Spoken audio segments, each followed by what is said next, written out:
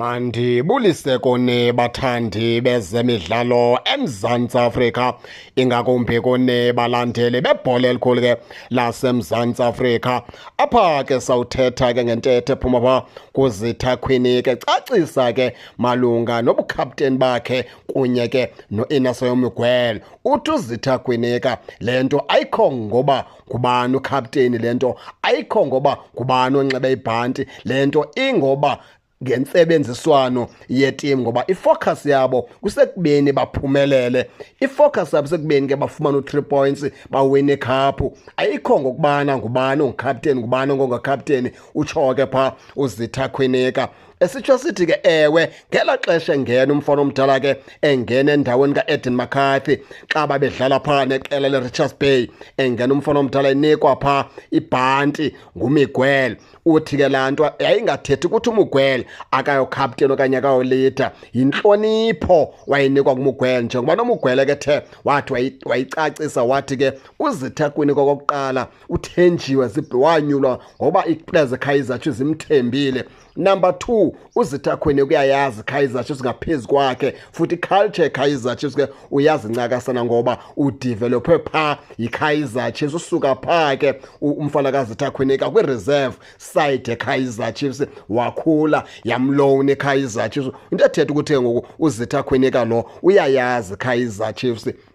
Wayesitsho ke phaa noMiguel, kodwa ke uZitha Queen kuyicacise kakuhle wathi ke banintsi abantu abazi-leaders phaa kwiqela leKaizer Chiefs. Le nto ayikho ngaye, ayikho ngoMiguel. Banintsi abantu phaa abazinkokheli, even uMiguel yinkokheli. Uthi ngamanye amaxesha ndingake niqaphele ebaleni ngokuyena enxibe ibhanti, kodwa umntu othanda ukuthetha nothanda ke ukulungisa nguMiguel, ngoba naye uyinkokheli. Uthi kuZitha Queen ka le nto ayikho ngoba ngubani onxibe ibhanti ngubani ongalinxibanga.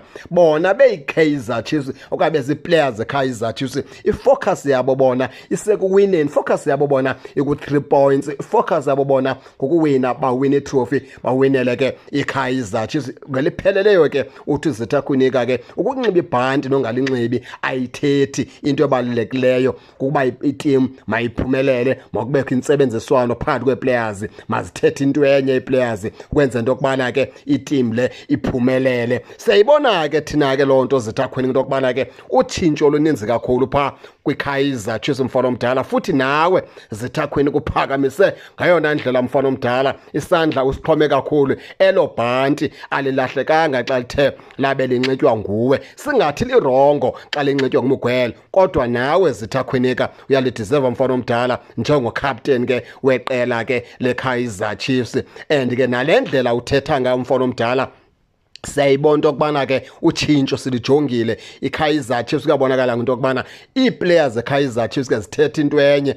Na ukhumbula ke phaa phantsi kwesandla se-Arthur Zwane baphulaphula into yokubana ke kwakubonakala into yokubana ke kuneegroup phaa kwiqela leKaizer Chiefs. Iiplayers ke zazingamanyananga ukusukela phaa kuGavin Hunt ukuya phaa kuArthur Zwane. Yayiba khona lo qhekeko phaa naphaa. Sibona into entsha ke ngophantsi kwaMr Napi, iiplayers zicula uculo eliyi-1, into ethetha ukuthi ngokukhona ke umohluko ke owenzekayo phaa. Baphulaphula siqhwabela izandla ke uMr Napi, siqhwabela izandla phaa iinkokheli zeKaizer Chiefs, siqhwabela izandla ke abadlali ke beqela ke leKaizer Chiefs. Ibeke yacaca ke uZitha Queen ka loo nto sithi ke ayikho ngebhanti uba ngubani onxibe ibhanti. Into ebalulekileyo into yokubana nenzane ebaleni ke ningabadlali. Nani ke baphulaphuli ke ningake ningene nitshone into yokubana niva njani, nize ke ningakhohlwa usubscribe kule channel ukuze ningaphoswa zezemidlalo endizanothulela zona kwixa elizayo kakuhle babukeli.